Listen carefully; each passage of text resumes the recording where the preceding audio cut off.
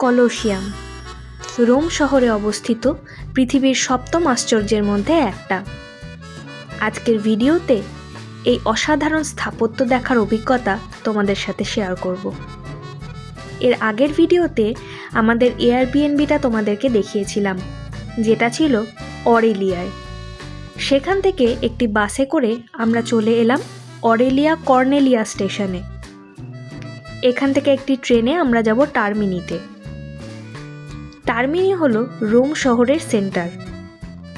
প্রত্যেক দিন 20 মিনিট অন্তর এয়ারপোর্ট থেকে লিওনার্দো এক্সপ্রেস আসে টার্মিনিতে।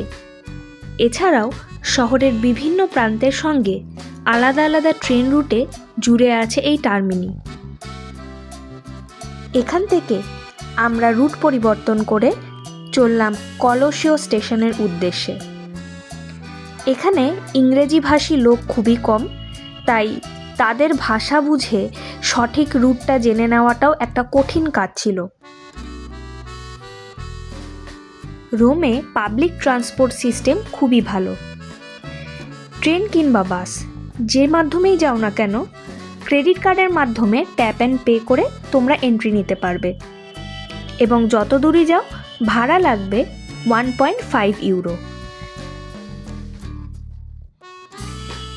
এখন আমরা টার্মিনি স্টেশন থেকে ট্রেনে উঠছি কলোসিও যাওয়ার জন্য। কলোসিও স্টেশনে নামার পরে স্টেশন থেকে ঠিক বেরোতেই চোখে পড়বে সেই অসাধারণ স্থাপত্য কলোসিয়াম। 80 খ্রিস্টাব্দে তৈরি হওয়া এই অ্যাম্ফিথিয়েটারে প্রায় 50,000 দর্শক একই সঙ্গে গ্ল্যাডিয়েটরদের প্রতিযোগিতা দেখতে পারতেন। একসময় ভূমিকম্প এবং অগ্নিকাণ্ডের জন্য এই স্থাপত্যটি ভীষণ ক্ষয়ক্ষতি হয় এবং পুরো অ্যাম্ফিথিয়েটারের এখন 1/3 টিকে রয়েছে। এখানে টিকিট কেটে ভিতরের অংশগুলো ভালো করে ঘুরে দেখা যায়। এছাড়াও গাইড রয়েছেন বাইরে। এর সাথে রোমান ফোরাম, ডোমিয়াস অরেলিয়ারও একটা কম্বাইন্ড টিকিট পাওয়া যায়, যে টিকিটটা করলে তোমরা একসাথে 3টে স্থাপত্য ঘুরে দেখতে পারবে। দেশের বাইরে এত দূরে সপ্তম আশ্চর্যের একটা দেখতে পাওয়া আমার কাছে কোনো স্বপ্নের থেকে কম ছিল না। এই অসাধারণ অভিজ্ঞতা হয়তো ভাষায় ব্যক্ত করা যায় না।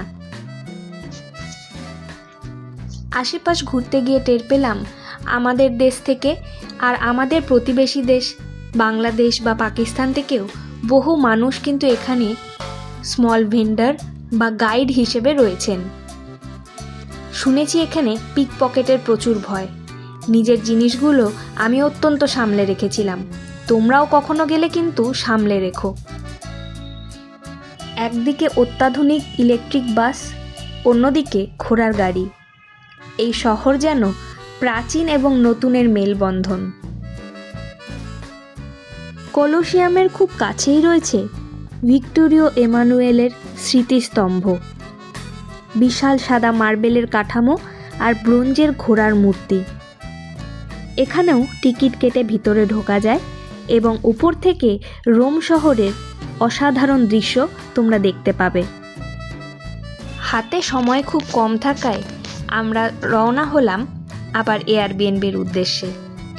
আর এই হলো সেই মেশিন যেখানে তোমরা ট্যাপ অ্যান্ড পে করে বাসে টিকিট করে নিতে পারবে। তবে কোনোটারই ফিজিক্যাল টিকিট পাবে না, একবার টাচ করলেই তোমার ভাড়া দেওয়া হয়ে গেল। আজকের ভিডিওটা কেমন লাগলো আমাকে অবশ্যই কমেন্ট করে জানিও। দেখা হচ্ছে পরের ভিডিওতে।